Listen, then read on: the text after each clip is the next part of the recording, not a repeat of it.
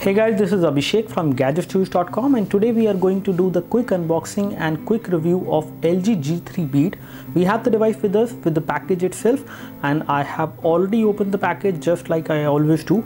So I have used this device for approximately a week now, and I'm ready with the full review of this phone, and I'm going to tell you everything for this phone in this particular review, including how does this phone actually fare when it comes to day-to-day usage, what kind of battery backup you can expect from this phone, how is the gaming experience, how is the overall multimedia experience on this phone as well, and how good the camera is. So we are going to first of all do the unboxing. As you can see, this is how the box looks like. It is a very simple box, and it is a mid-range budget phone from LG, and it comes for a price of approximately 17 to 18,000 rupees in the market. As far as specification goes, we have 5-inch of HD display on this device, 1.2 GHz quad-core processor which is Snapdragon 400. We have 8 megapixel camera with laser autofocus, as you can see, and we have the speaker which is also pretty loud. We will show you how loud it is, and the battery inside the device is 2540 milliampere, which is again pretty good to give you around 1 day of battery backup easily with basic to moderate usage. And we have Android on this device. Again, the version of Android is KitKat, and I will show you the exact version as well. And over here we can see that we have the phone which looks exactly like the G3, so it is a trimmed down version as compared to G3 if you basically see in terms of specs. And again, when we talk about the specifications and SAR values, so we have SAR values being mentioned over here, which is 1.390 watt per kg head, which is slightly high, I would say, and the other SAR value of a body is 0.917 watt per kg body. So again, the SAR values are slightly high for the head. This is something which you might want to make a note of. As far as specifications concerned, we have this phone which weigh around 136 gram, which is again not very heavy. And let's open the package and see what we have. And the first thing which we have inside the package is the phone itself, which is the LG G3 Beat. In terms of the look and feel and the kind of material which they have actually used, this one looks exactly like the G3 which we have seen earlier. As you can see, the build quality is pretty nice. However, they have used plastic over here with a metallic feel to it, which looks nice. Let's take a look what we have inside the package, and then we will go back to the phone. So inside the package, apart from the phone, you get these headphones which come within the package, and these are like standard headphones, not too great in terms of the quality, either sound or material. As you can see, these are kind of plastic simple headphones. You do have a mic module over there, and this is how the audio lead look like. Again, nothing exceptional about these headphones. They are very okay in terms of sound quality. I would rather recommend you to go for any other third-party headphones apart from this one. This is the micro USB to USB cable for data syncing and charging, and then we have the quick start guide for the LG G3 Beat, and over here we have the charger, and the output current from this charger is, let me just show you that. So it is 0.85. It is not even a 1 ampere charger, but it is sufficient to charge this device within like 1 hour or slightly more than 1 hour at times. So again, it is not the fast charger, and these are all the package contents which you will get with LG G3 Beat.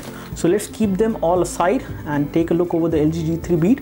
As you can see, the display which we have over here is, again, it is an IPS LCD display, and you can see a lot of fingerprints over there on the display. Although it is resistant to scratches, but fingerprints will be easily visible. It is fingerprint catchy. Over here we have the LG branding with a plastic part which looks like metal. Again, the overall look of the phone actually gets improved because of this. At the rear we have 8 megapixel camera with laser autofocus, and then we have this button which is the power and sleep key, and you have the volume rocker which is actually at the back side. Again, this is the kind of design which we have seen with G2. They actually continued this design with G3, and now we have the same design on G3 Beat. And again, it will get some time for you to actually get used to these buttons before you start using them properly. We have the LED flash over there, LG branding. We have the loudspeaker over here on the back side, which is slightly curved, so it will not get blocked completely when you place this device like this on a table, but it will get muffled to a bit. the sound will get affected. We have an IR blaster as well on this device, secondary microphone for noise cancellation. At the bottom we have the primary microphone, and we have the micro USB port for data syncing and charging. We have 3.5mm audio jack as well at the bottom. And when we talk about the battery, we have a little indent over there to remove the back cover, and I can show you the battery after that. So this is how the back cover comes out. Again, it does have NFC as well, and over here we can see the battery, which is 2540 milliampere hour battery.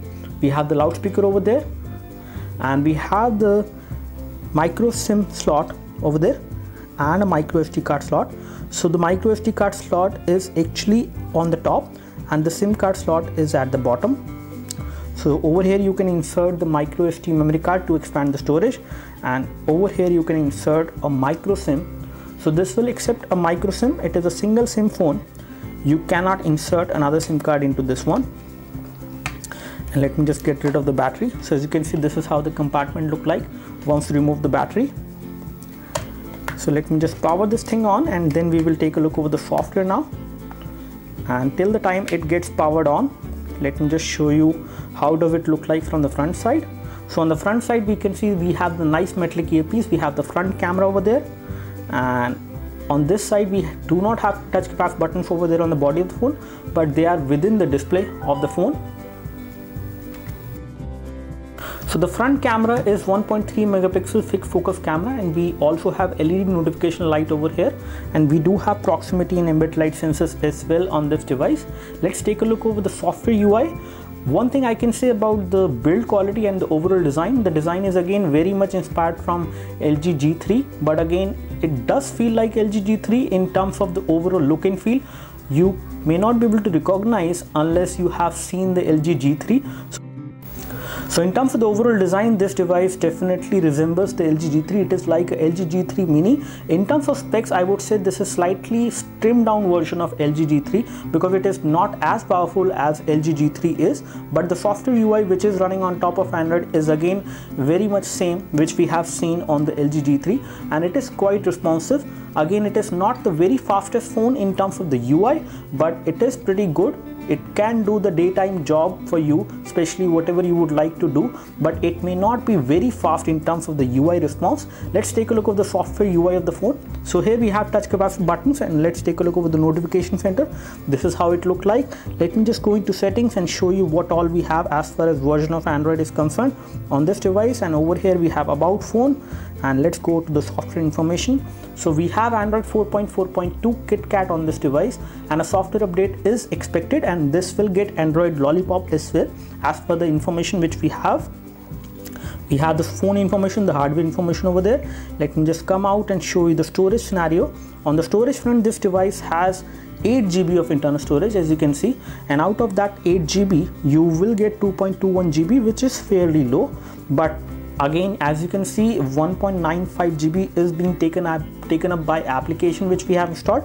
So in all, I think you will be able to get around 4 GB of storage on this device, which is again not too high, but that is again kind of low.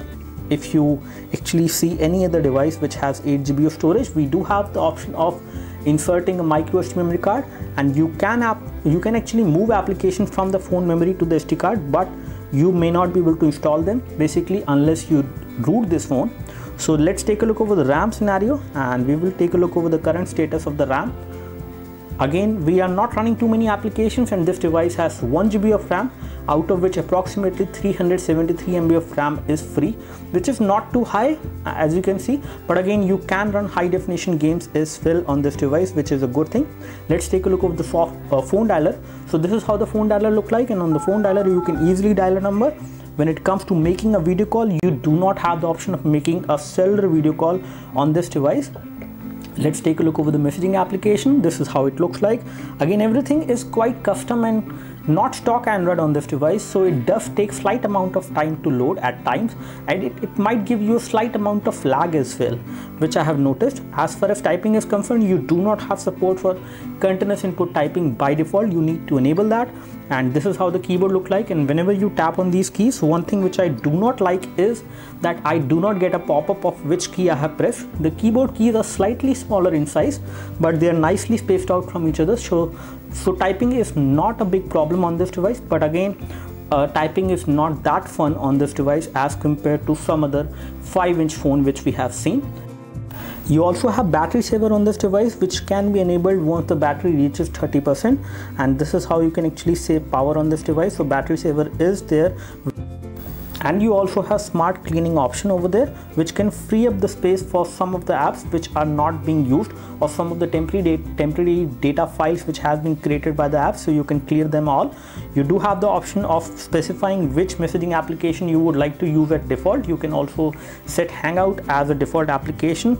You do have quick circle case supported on this device, as you can see, which is there for G3. You can get the same case, again smaller in size, for LG G3 Beat, which is good. You do have different kind of gestures which are supported, which include silence the incoming calls once you place it like this, and you can also snooze and stop the alarm. You can pause the video in between, especially whenever you flip the phone, you can actually flip it and the video will get paused. All these things you can do. You do have the sensor calibration option over there as well, in case you would like to do that. And then we have different kind of modes, which includes the guest mode, which is supported, and you do have one-handed operation mode as well. In case the display seems bigger to you, you can always have the dial keypad, the LG keyboard and the lock screen basically change as per the orientation in which you are holding the phone. So all these things you can actually do. You do have location information as well. You can use this device for GPS navigation once you enable this option over there, and GPS navigation works perfectly fine on this device. As far as tethering options are concerned, you do have support for sharing internet on this device by creating a Wi-Fi hotspot. You do have support for Bluetooth tethering as well, which is good. Apart from this, if we talk about other options, we do have Bluetooth, Wi-Fi obviously, and when it comes to the display, we have support for automatic brightness as well on this device, and the brightness right now is full. So this is the full brightness on this phone. As you can see, the visibility is also good, and the sunlight visibility of the phone is also pretty decent. Now here we have the hardware information for the phone, and the model number of the phone which is going to be available in India is LG D722, and we have ARM V7 processor clocked at 1.2 GHz, and it is a quad-core CPU, Qualcomm MSM 8226, which is Snapdragon 400. We have the display information over there, which is 720x118. So the display resolution is 720x1280, but it is slightly less because of these touch capacitive buttons, which does impact the display clarity, or you can say the overall space on the display, especially, which can be used at times. Whenever you are playing games in full screen, they will automatically hide themselves, but they do obstruct the display basically with this particular bar at the bottom at times. We have Adreno 305 GPU on this device, and when it comes to sensors, we have almost all the sensors you would need on a smartphone like this, which includes accelerometer sensor, magnetic field sensor. You also have proximity double tap, linear acceleration, rotation vector. You do have virtual proximity, basic gesture sensor, facing sensor. You also have a pedometer sensor as well on this device, which is good. You have motion acceleration sensor as well. So sensor wise, this phone is fully equipped.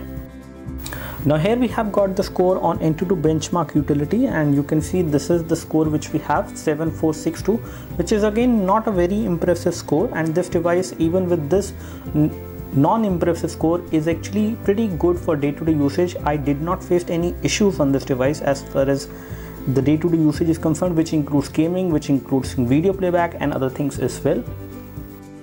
On Ninamark, we have got a score of 56.8 FPS, and which indicates that this device can actually play a lot of high definition games without any issues, and I can show you the same. We have installed 2 games on this device, which includes Temple Run OZ, which is a casual game, and we have also installed Frontline Commando D-Day and a graphic intensive game, which is Blood and Glory. So we will play these games for you to show you the overall gaming response of this device. So now we are playing this game called Temple Run OZ to show you the graphics of this device. And as you can see, graphic wise, this device can handle this game pretty nicely without any issues. I can see the shadow of the player. I can see the touchscreen is also pretty responsive to the finger touch, and you can easily play games like this.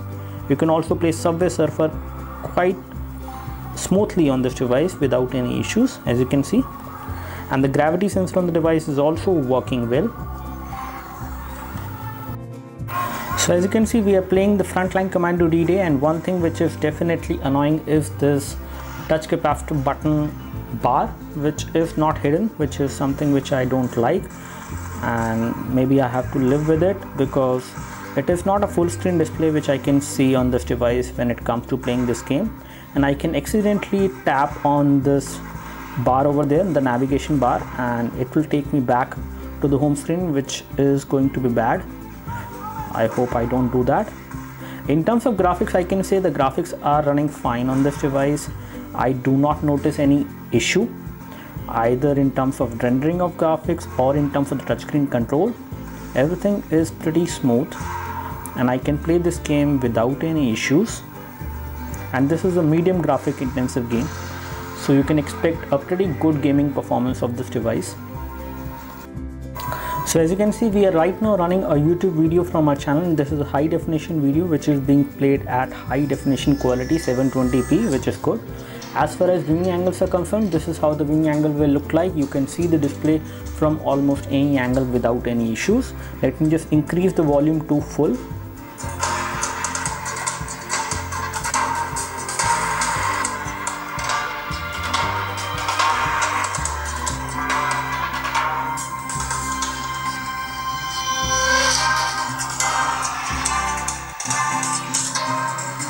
So this is how the loudness is going to be. The loudspeaker is fairly loud, I would say, and if you place the device like this on a table, the sound does get muffled, but it does not get blocked. So I would say the device is pretty good, especially for high definition video playback. There is no issue at all for this device, and viewing angles are also good. So let's talk about the camera interface which we have on this phone. This is how the camera interface look like. It can give you a full screen view like this, and you do have these dots which are there for the focus. So you can actually set the focus point, you can tap to take a photo, and you can revert to the normal camera UI as well. Let me just revert to the camera UI. So the moment you tap on these three dots, the normal camera UI will appear.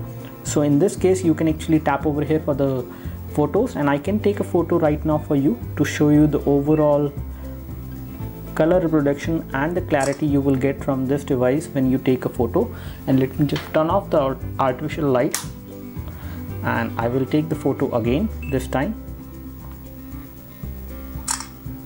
So I've taken both of these photos and I can show you both of them one by one.